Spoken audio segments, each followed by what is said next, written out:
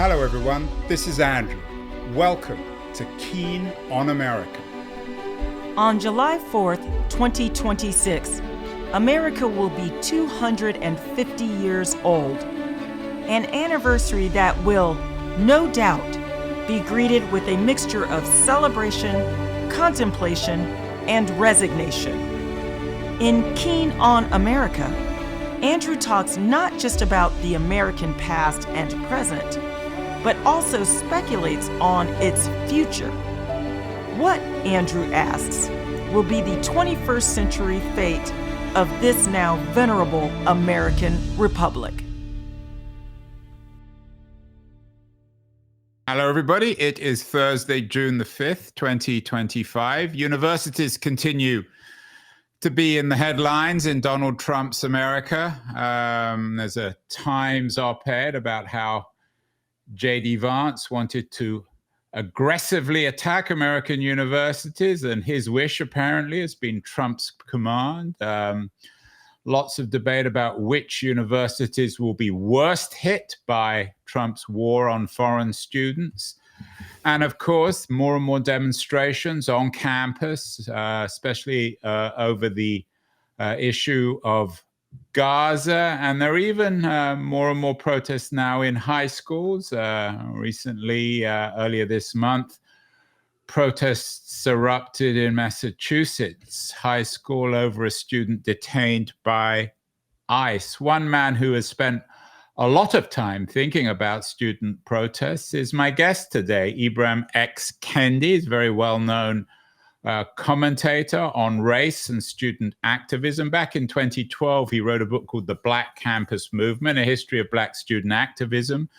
The book has been reissued with a new introduction, and I'm thrilled and honored that Ibram X. Kendi is joining us from Boston, Massachusetts. Ibram, is history repeating itself 50 years after the 60s? In certain ways, it is, in that when Black students first organized Black student unions, when they first started issuing requests and demands to diversify their campuses, to bring on more Black students in faculty and administrators, to create the discipline of Black studies so that their experiences, their cultures, their histories are reflected in the curriculum. When they first engaged in this activism in the late 1960s, those who opposed it were using some of the same talking points that Trump officials are using now to undermine anti-racist efforts on college campuses. So in that way, I think history is repeating itself. What are the differences, though, between the 2020s and the 1960s? Are there, when we look back at your book, The Black Campus Movement, A History of Black Student Activism, are there things that didn't exist in the 60s that are around today, or vice versa? I think one of the biggest differences is that the federal government, for the most part, was using its power to ensure that campuses were desegregated. And right now, the federal government is largely using its power to resegregate American campuses. I think another major difference is when those students were engaged in activism in the late 1960s, most college campuses did not necessarily have campus police forces, which then could be used to suppress those demonstrations. Now, almost every major college campus has a pretty significant police force that are being used to suppress demonstrations. Ibram, a lot of people will know you from your book, How to Be an Anti-Racist, a huge bestseller, also stamped, and you've got a new book out on Malcolm X, written for kids. Malcolm Lives for students. people will be less familiar with this work, the Black Campus Movement, which you wrote in 2012. I know that you've said that this book and the research for it still represents the foundations of your later work, which is better known. Why is this book so important to you? Well, I would say first, it was a book about people who, in this case, Black students and their allies of different racial groups, who recognized the problem of racism on their college campuses and decided that they were going to try to combat that racism and thereby be anti-racist. So my later work really documenting what racism looks like and even what it means to challenge racism and thereby be anti-racist. I certainly first saw that and really documented that through the Black Campus Movement. But I would also say that these students developed a more sophisticated understanding of racism during the Black Campus Movement. And so for the longest, we had been taught that racism, or I should specifically say racist ideas, were only, let's say, segregationist ideas, or only notions that suggested, let's say, that Black people were genetically different and inferior. And these Black students argue that, yes, those are racist ideas, but when you also claim that the cultures or behaviors of Black people are inferior as well, that's also a racist idea. And so now we're living in a moment in which it's widely believed that racial disparities are persisting because somehow Black people are culturally inferior, and it's imagined that those ideas are not racist. Well, Black students 60 years ago argued that those ideas are racist too. And that's how I ended up in my work recognizing that any idea that suggests a racial group is inferior is a racist idea. A lot of the campus protests these days, as I said in the introduction, is about Gaza and the issue of Palestine. Anti-Semitism is also an enormously controversial subject. On and off campus, Trump is using it to try to shut down some universities. Some people seem to be suggesting that Palestinians, or the plight of Palestinians in the 2020s, or indeed over the last 60 or 70 years, is comparable to the plight of African Americans. How do you think about this? It's an extremely controversial issue. It is a controversial issue, but I don't think it necessarily needs to be a controversial issue. You know, for instance, in that Black people in the United States, just like in other countries, have faced racist violence. And typically those who engaged in this aggressive form of racist violence, let's take the Ku Klux Klan, argue that Black people themselves were the aggressors and that they were defending themselves against these Black aggressors. Typically, Black people were also described as quote unquote human animals. And I use that term because you had some Israeli leaders who have described Palestinians as quote unquote human animals.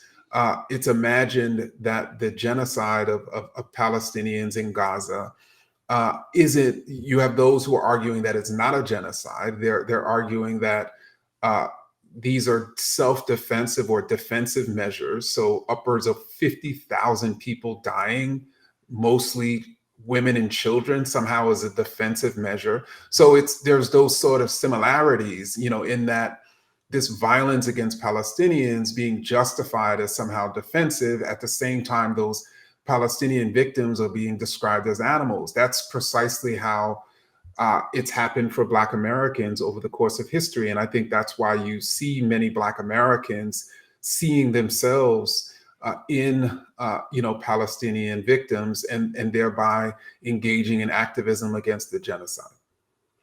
And what do you make of some conservatives who suggest that the same thing is now happening in South Africa to whites?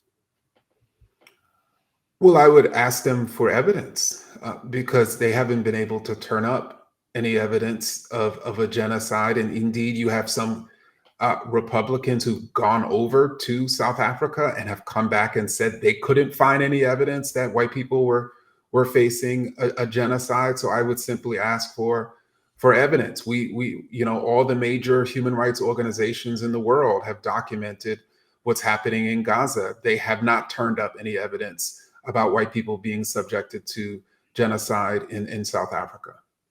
What about the differences between race and religion? It's not hard for most of us to distinguish visually, at least, between Black and white Americans, although often it's a little more complicated than it seems. But it's hard to distinguish racially between Israelis and Palestinians. Is there a difference between religious discrimination and racial discrimination, or is discrimination independent of race, religion, gender, or any of these other issues? Well, I do think it's important for us to understand that that racism, that there are distinctions between, let's say, racism and Islamophobia, for example, or the type of anti-Semitism in which the perpetrator imagines that Jewish people are a different religion. And I say the type of anti-Semitism because depending on the person, whether the perpetrator or the victim, there's constructs of being Jewish as a racial construct, as an ethnic construct, and a religious construct.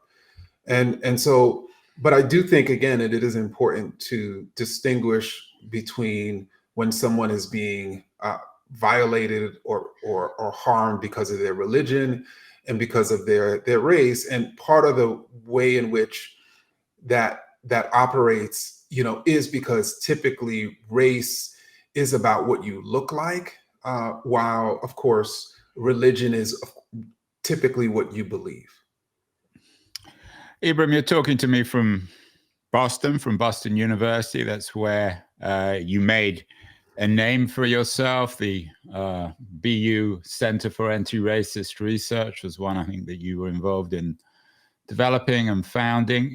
Over the summer, I know you're gonna go from Boston to Howard University, an historically all-Black university. There are others, of course, like Morehouse, and also my mother-in-law's alumni of Alcorn State in Mississippi. So I'm some familiarity. In terms of your narrative, the Black campus movement, the history of Black student activism, is there a big difference, Ibram, between what happened on campuses like BU, where, of course, Martin Luther King went, and places like Alcorn State, Howard, and Morehouse? So there were differences, and indeed the Black campus movement, which chronicled Black student activism on college campuses, and not only chronicled that activism at historically white colleges and universities, but also historically Black colleges and universities. And typically at HBCUs, students organized and took over student government associations, while at HWCUs, they organized Black student unions. Typically, when students took over historically Black, when students took over SGAs at HBCUs, they demanded what they called a Black university. They wanted the HBCU to be controlled by Black people, and for the institution itself, and certainly its educational system, its curriculum, to be geared towards the liberation and advancement of Black people. While at historically white college universities, students tried to create what we can understand as a Black university within a larger white university. And they thought that the centerpiece of such a Black university was Black studies, was the discipline of Black studies, which for them would execute precisely what the HBCU would do, which is that these departments would teach students, particularly Black students, but not only Black students, and give them the tools to advance or liberate Black people from racism and white supremacy. So it's an interesting answer, but what does it suggest about changing the world? Are places like Alcorn State and Howard more effective than places like Boston University? It's hard to say what's necessarily more effective, but what I will say is that the activists who were at HBCUs who were trying to transform them believed that those HBCUs could be more effective, and particularly more effective in advancing the Black community, and particularly more effective in educating Black students. Your book is called, or the 2012 book, which has just been reissued with the new forward, The Black Campus Movement. Weren't there more than one movement? Weren't there divisions? I mean, you've just got this new book out about Malcolm X. Of course, Malcolm X and other Black leaders like Martin Luther King didn't agree on everything. What were the most interesting, shall we say, ideological divisions within the Black campus movement of the 60s and 70s? So this was a movement that largely started in 1965 and had ended by 1972.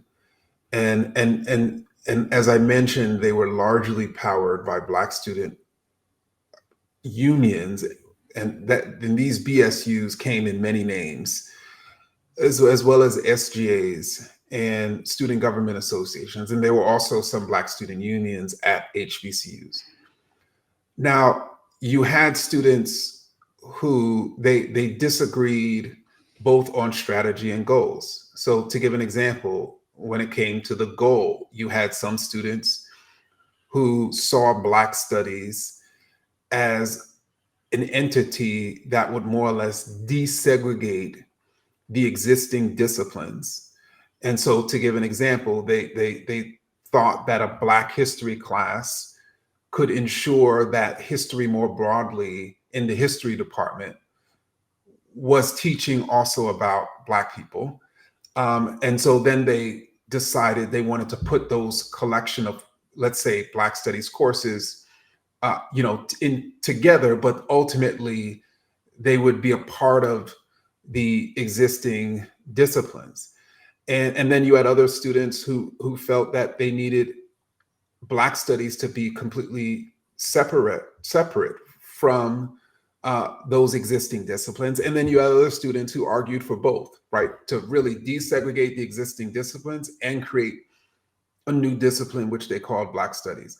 And then when they started fighting for Black studies, there were all sorts of disagreements in terms of how. You had some students who wanted to go through the traditional means of sort of presenting it to the faculty, lobbying for it to be introduced.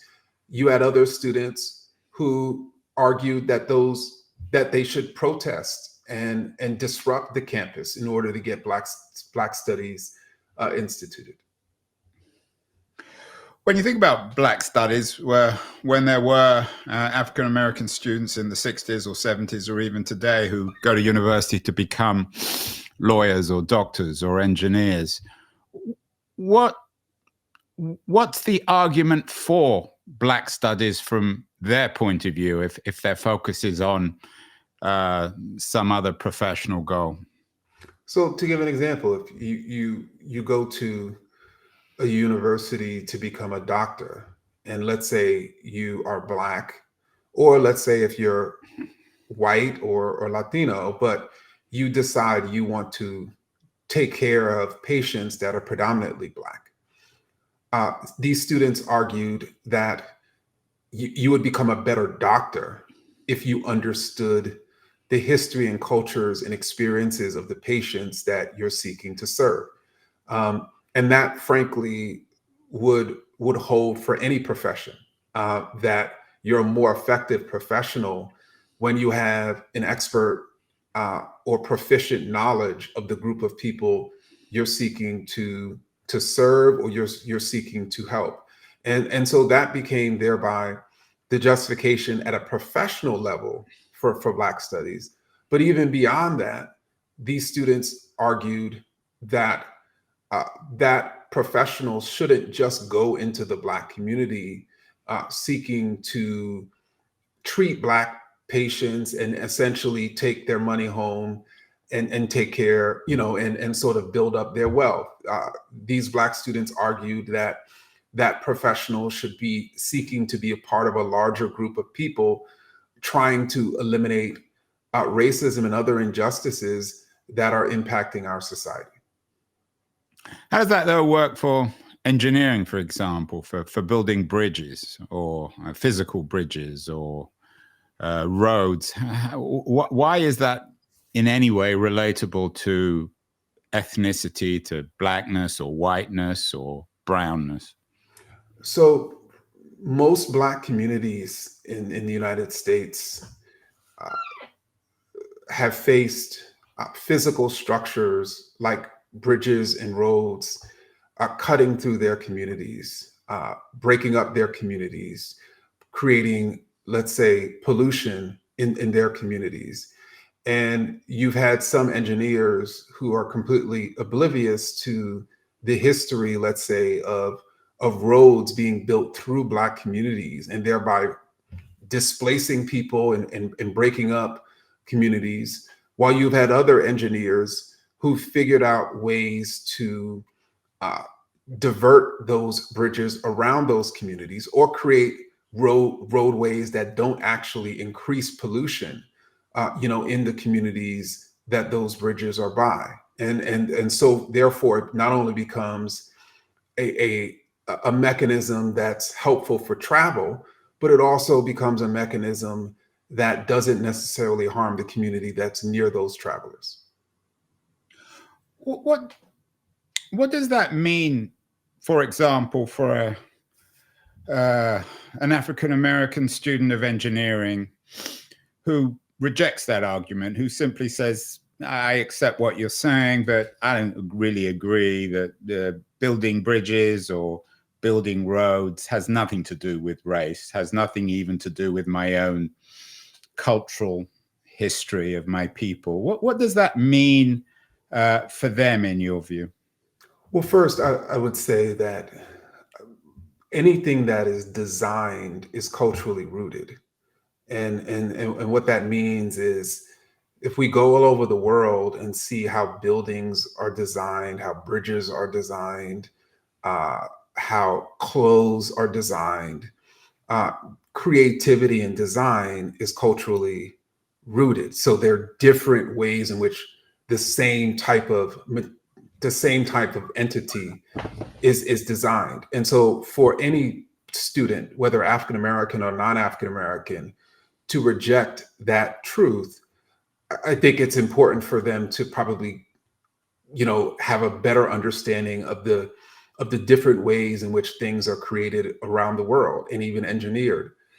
I think for that student to not recognize the history of how engineers have actually undermined and harmed Black people is, again, a student that's woefully ignorant about their own history of their discipline. And so to me, this isn't necessarily, I just think that it's important for every student, whether they're a Black student or not a Black student, to be aware of and knowledgeable, about their own field.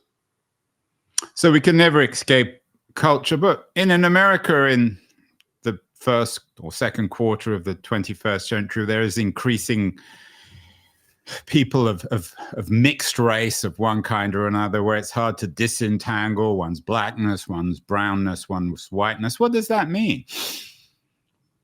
Well, that means that from the standpoint of ancestry, yes, it can be difficult to use American concepts of the one drop rule and determine, based on that sort of fictitious idea, whether the person is quote unquote Black or white. But what we can do is that person was likely raised in a particular culture or multiple cultures, depending on if their parents came from different cultures. And we can then see that person's culture or multiple cultures based in the language that they use, based on how they design, based on how they dance, based on the music that they enjoy. So we can never, Ibram, escape our own culture. We have a responsibility to be genealogists of our own descendancy. Is that fair? Well, people, I'm not, again, I think I don't think. To know ourselves, to understand ourselves, not just in America, but in the world more broadly. Well, what I'm saying is that I think that people are raised in particular cultures. And I think that I don't think anyone should imagine that they are not raised in a culture or cultures. I don't think people should look down on the culture that they were raised in. But I do think people have the ability and freedom to learn another culture, to even transform their own personal sort of cultural ways. But I think culture is different than race. And so I don't think we should necessarily conflate the two. In other words, you can be a Black person, a person of African ancestry who was born and raised in South Korea to a Korean culture. And so even though your ancestry is African, your culture is Korean. And I think we should recognize that nuance and complexity. As I said, you've got a new book out on Malcolm X. Is there a particular figure in history that for you somehow encapsulates your vision of yourself, of what you want to become? I don't necessarily think there's a particular figure that encapsulates me. I think we all are so, our experiences and our ideas are so different. And I think that even when I think of people I may admire in history, they had different ideas than I did, or even different upbringings than I did. So you take Malcolm X, he did not necessarily have the ability to grow up with his father and mother for the entirety of his childhood. I grew up with my parents in my childhood. Or if you take somebody like W.B. Du Bois, someone else, that I admire, he grew up in Western Mass, and I grew up in New York City. But with all that being said, I do think we can learn from people's life stories and see certain aspects of ourselves in people's stories. And one aspect of Malcolm X's life story that I can see myself in is how he changed his ideas over time, is his own ideological evolution, is the way in which he grew. And frankly, that's what to me, it means to be anti-racist, to be constantly self-reflecting and growing and changing. As I said, you made your name at Boston University, which is very well known as where Martin Luther King got his PhD. Often when we think of Malcolm X, we think also of Martin Luther King and some of their ideological differences. Is that the right way to think about X and MLK, or are they more similar than some people present them as? Well, I do think they're more similar than they are typically presented.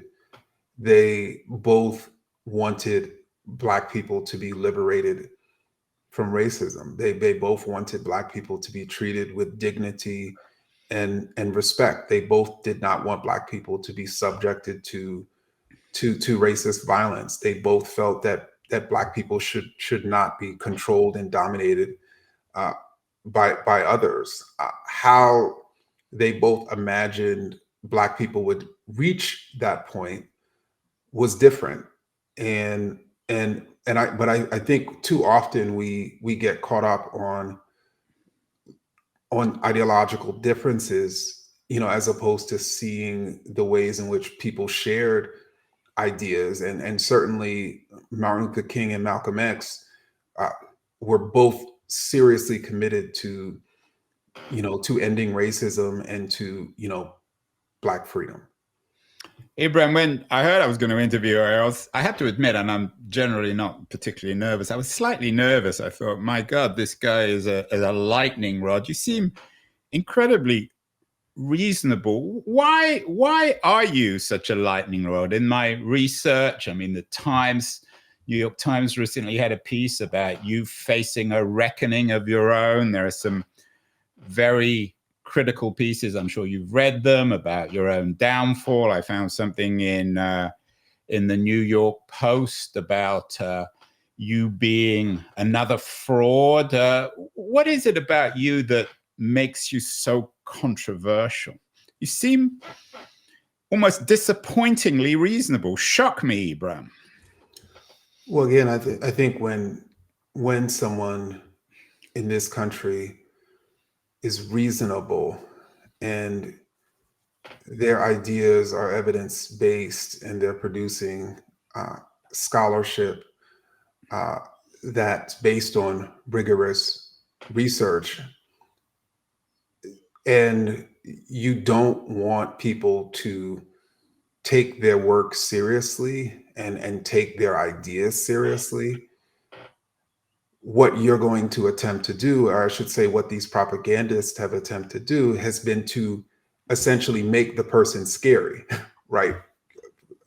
Sort of make me into this boogeyman so that people won't come to my work, so that people won't take my work seriously, because they fear if people come to my work and take it seriously, then they'll have a better understanding of what racism is and how to combat it. So if you're trying to conserve racism, you're going to try to keep people away from that clarity. And I think, and that's the unfortunate situation. I've at the same time understood that.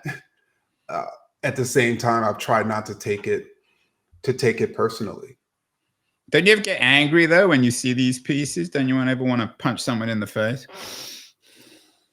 So I think what bothers me as a writer is that you have people who are writing pieces that are so obviously misrepresenting me or my work. And it's so obvious because these pieces are saying the very direct opposite of the things that I'm actually saying. So all it really requires is for a person to pick up my book or even see me speak, and they'll see that this person is misrepresenting me. And so it bothers me, because how could people be so obvious? But again, we live in a society where sometimes people are not going to go to the source, right? They're going to take the word of somebody who has a long history of supporting racism when they're trying to understand the work of somebody who is challenging racism, which to me doesn't make much sense, but that's the reality of our situation. What do you make of the word woke? It's become a battering ram, both on the left and the right. Is it a useful word, or is it just a thinly veiled form of racism? I think, to me, it is a useful word, and that's really all it is, a word that has been packed with all this meaning and with all this animosity that's sort of made it into something that it is more than, which is just a word. For those who started using that term, particularly Black thinkers and intellectuals, they started using the term because they recognized the ways in which propaganda, particularly racist propaganda, could put people to sleep, which is to say, if you believe racist ideas that Black people are violent and dangerous super predators, then you're not going to be awake to the racist policies and practices that are actually causing Black people to die at higher rates from police violence or even be incarcerated. You're going to be completely asleep. So, those who are woke are actually awake to the reality of racism, while those who are asleep, have been essentially put to sleep by racist ideas. And so it's a useful sort of analogy in that sense. And I think it doesn't really mean anything more than that. But of course, it's been packed with all this meaning. Is there a credible debate within the African American community on these issues? We recently did a show about Thomas Chatterton Williams's book, new book, Summer of Our Discontent, The Age of Certainty and the Demise of Discourse. I don't think you and he agree on that much, but is there room for debate amongst African Americans on these issues? I do think that there is room for debate on what practices and policies are actually causing Black people to be more likely to be incarcerated or impoverished or killed by police or dying of heart disease or cancer or having less wealth. But as a student of racist ideas, someone who's studied 600 years of anti-Black racist ideas, suggesting that there's something inferior about Black people, I've yet to come across a single idea that has actually proven itself to be true. And so at some point, we have to acknowledge that Black people as a group are not inferior, just as we acknowledged as a human community that the earth is round. And so to me, debating whether Black people are inferior is equivalent to debating whether the earth is round. We can certainly do it, but I don't think it's actually helpful and reasonable and going to get us anywhere. But does anyone really say, I mean, I know certainly Thomas Chatterton Williams doesn't say Black people are inferior. If we had Trump on this show, he would claim he's not a racist and he doesn't believe Black people are inferior. Are people really saying that in the 2020s?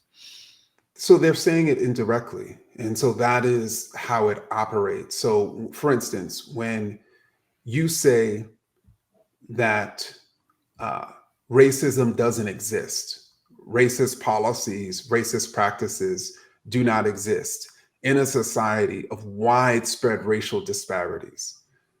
And then there's only one other explanation for why those disparities persist. It's either because the rules are bad or the people are bad. And so when you ultimately constantly say that those policies and practices don't exist, you're indirectly saying the disparities persist because let's say Black people are inferior. Because, as you stated, it is politically incorrect for people to just flat out say Black people are inferior in 2025 as they did in 1925. Instead, they say racist policies and practices do not exist. And the end of that sentence is Black people are inferior, but they just don't say that sentence. But it's implied, based on the original statement. A couple more questions, Ibram. I know you're a busy man. We've done a number of shows on the current condition of the African American community in America. Lots of debate about it, but we had a Brookings scholar on recently. I don't think he's a conservative, who argued that things are actually getting better. They're certainly not ideal for African Americans. What's your take on the state of the African American community, particularly in economic terms, in the mid-20s? So again, I think that the African American community is not a monolith. There are many different communities within this larger community. To give an example, I saw a study that found that the Black women's unemployment rate has risen, particularly during the second Trump administration, and people are speculating that that's because Black women had a pretty significant share of the positions in the federal government that were cut. And so for me to say economically, Black America or Black people are making progress is to actually ignore that the unemployment rate for Black women is rising. At the same time, the unemployment rate for, let's say, so I just think it's a much more complicated situation. And I think we should recognize that multiple things can be true at once. So certain groups of Black people, particularly wealthy Black people, could be doing better than they did 50 years ago. At the same time, other groups of Black people could be doing worse. Finally, more personally, just announced that Howard University just announced that you were being hired as the director of their Institute for Advanced Study. What's next for Ibram Kendi? What do you want to do that you haven't done? Well, I'm just excited to be joining Howard's faculty this summer and starting our new Institute for Advanced Study. And so certainly building this entity at Howard in this moment, in this time, is certainly something I'm excited about. And of course, I have other books in the works that I'm trying to finalize as well. And so I'm really excited about the future and really working with others who in this moment are trying to rigorously study racism, so we can combat it and ultimately eliminate it.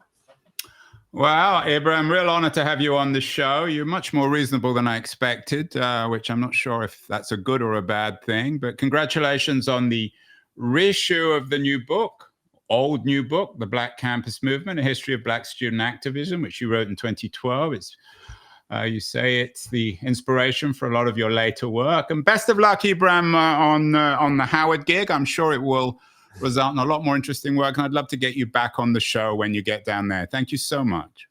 You're welcome. Thank you for having me.